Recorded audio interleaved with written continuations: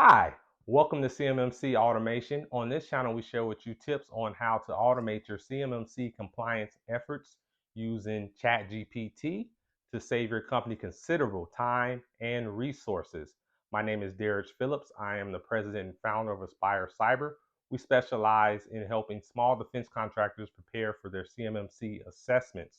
Also, I am a certified CMMC assessor and instructor. Let's get to the content. In this video, I'll be showing you how to use GPT-4 to automate your CMMC compliance activities for AC.L2-3.1.15. Privileged remote access. So this practice focuses on make sure that you control and document any remote access that will impact security functions to an in-scope system.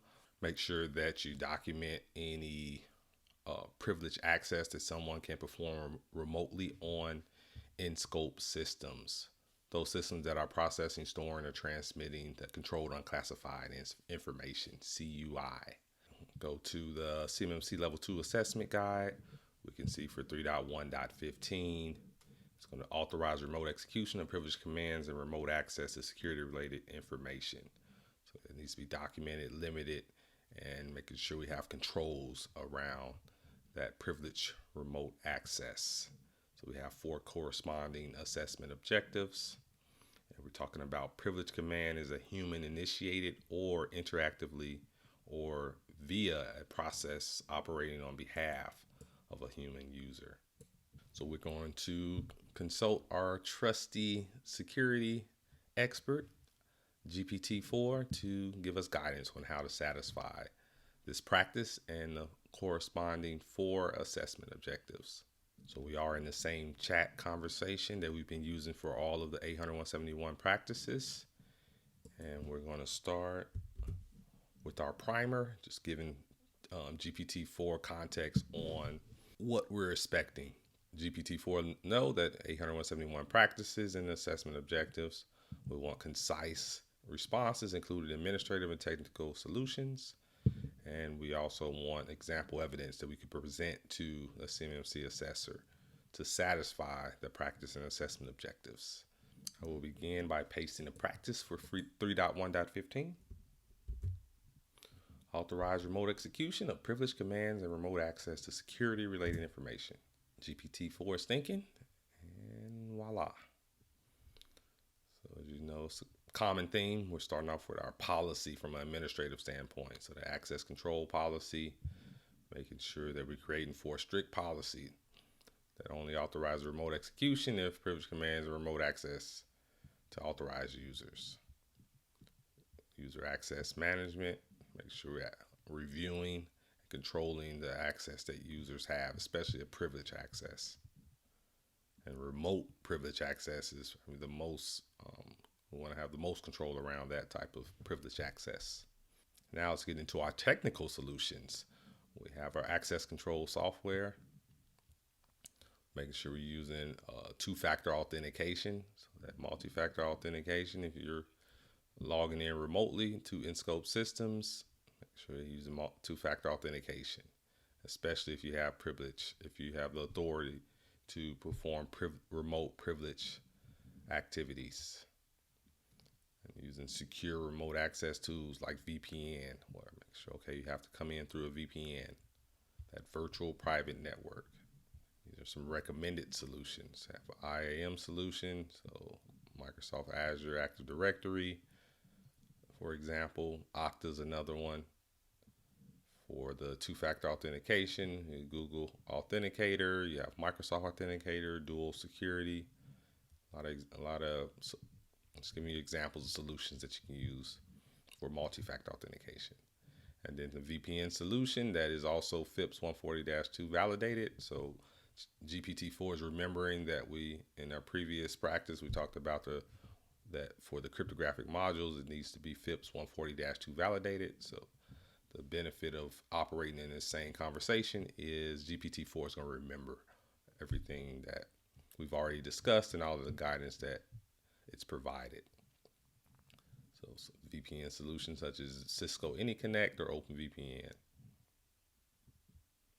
And remember, with any solution you're using, if that vendor's claiming to be FIPS 140-2 validated, then they'll need to provide you that certificate. You will need to show that during your CMMC Level 2 assessment.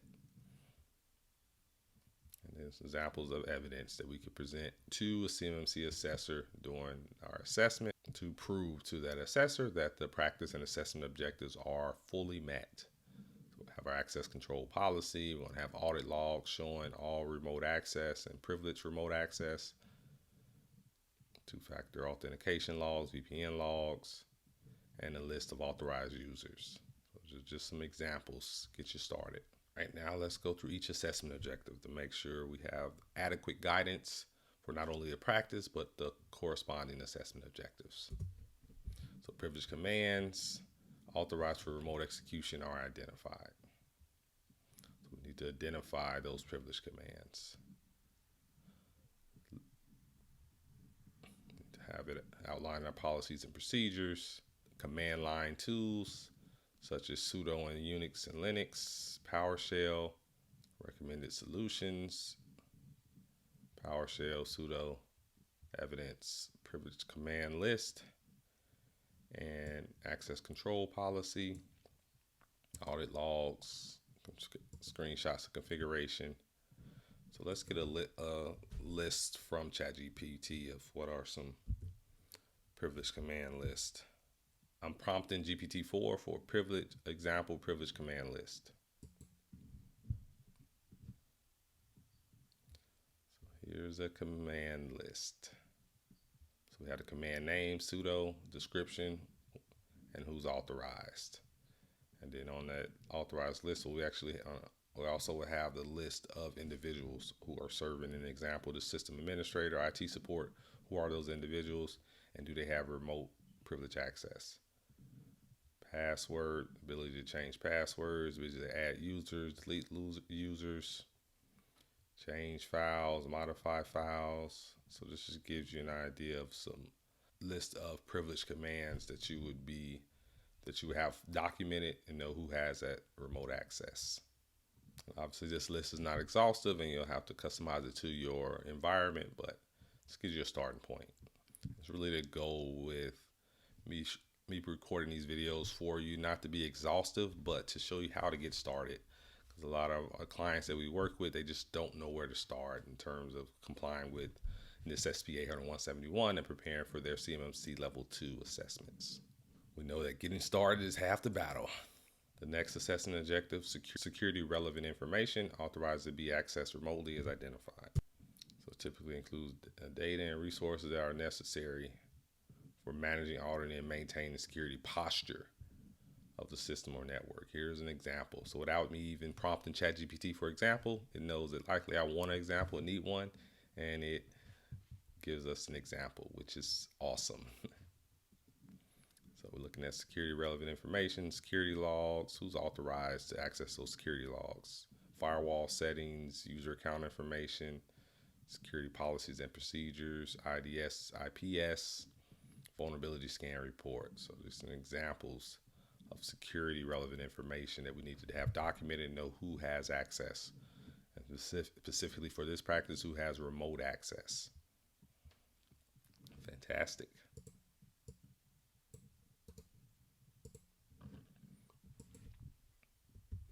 All right, so the third assessment objective, the execution of the identified privileged commands via remote access is authorized.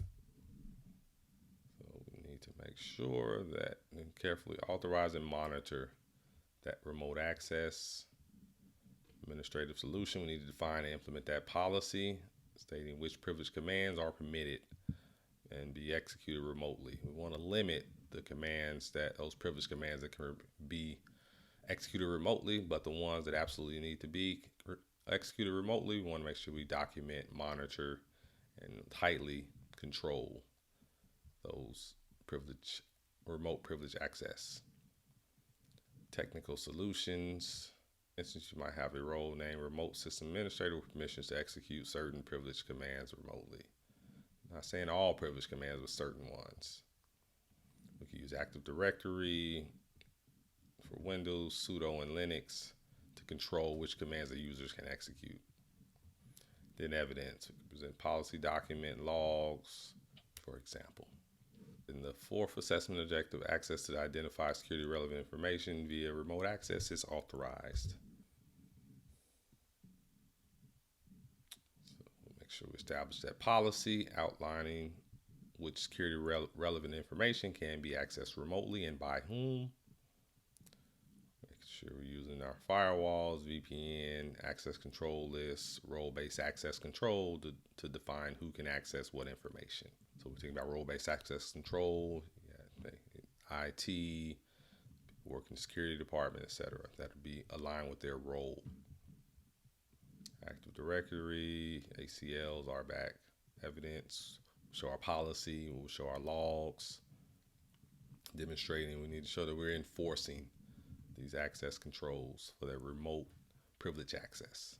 We know a lot of companies, especially small businesses, don't have a headquarters office or a physical office. A lot of their employees, or if all their employees, work remotely.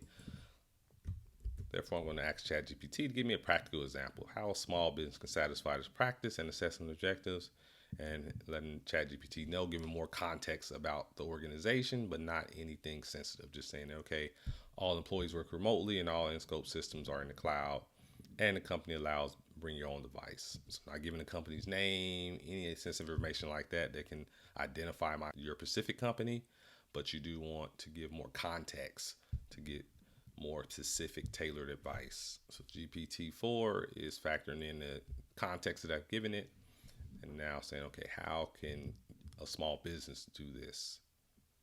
So we need to first develop that comprehensive policy, clearly stating who's authorized to execute those privilege commands. We need to make sure we're regularly reviewing that list. We need to provide adequate training to let our employees know, especially those administrators, their responsibility for protecting their credentials, logging in securely, and following the proper policy and procedures. We're going to need a technical solution such as identity and access management tool. So whether we're using AWS, Google Cloud, Azure, these are just some examples. And then we're assigning role-based access controls based on what role an individual has. So the secretary shouldn't necessarily have remote access privileges to change firewall settings or add user accounts, for example. Should have virtual private network, that VPN. In this example, we want to ensure that it is FIPS 140-2 validated, those cryptographic modules, using multi-factor authentication and enforcing it for all remote access. And then we're going to need some type of device management software, because it adds another layer of complexity when you're allowing your employees to use their personal devices to access in-scope corporate systems. You need to have some type of management software to know, okay, what devices are accessing your in-scope systems, ensuring they have some type of minimum baseline of security, such as antivirus installed. But it gets more complicated with BYOD versus corporate-owned devices, where you have more control. You can essentially manage them. You can control what apps and software is installed or not installed, but you don't have that level of control with BYOD. We have different recommended solutions and evidence. So I just like to prompt ChatGPT, giving it more context and saying, okay, how can I practically satisfy this practice and assessment objective? So hopefully that helps you. As with all of the videos in this series, we close it out with a project plan. We want to make sure that you have actionable guidance to get started today. No excuses. Prompting ChatGPT in chart format, consolidate all the guidance you provided me for 3.1.15 into a project plan. Include those administrative controls and specific technical solutions. There we go. We have our chart. We have our steps. Let's start with that, defining that policy. Recommended solutions, evidence, regular employee training, enforce compliance. We have to enforce it. We can't just have it in policy and not be enforcing it. That's where those technical controls complement the policy. You need to perform regular reviews. So there you go. You have a 5-step project plan to get you started today on 3.1.15 privileged remote access. You need to document and control it. I hope that you got a lot of value from this video, and if you have any questions, certainly reach out to me at dphillips@aspirecyber.com. Also, leave any comments or feedback that you have in the comments section. I'm always happy to hear from you. Always happy to talk about CMMC. I truly enjoy just anything cybersecurity compliance. So yeah, reach out to me, and I'm here. I want to be a resource for you, and hopefully this video series is a resource for you. So instead of having to navigate CMMC by yourselves, at a minimum, hey, I'm providing you a resource where you can walk through each practice with me and the assessment objectives and see how I, as a certified CMMC provisional assessor and instructor, would approach each practice and assessment objective. So until next time, I'll be back with 3.1.16. Thanks for watching CMMC Automation. I hope that you got a lot of value from today's video and you use ChatGPT to automate your CMMC efforts. It's going to save your company a lot of time and money. If you have any questions, don't hesitate to reach out to me at Aspire Cyber. Also, you can leave your questions in the comments down below. Be sure to subscribe because it helps out this channel immensely. I really appreciate it, and good luck to you on your CMMC journey.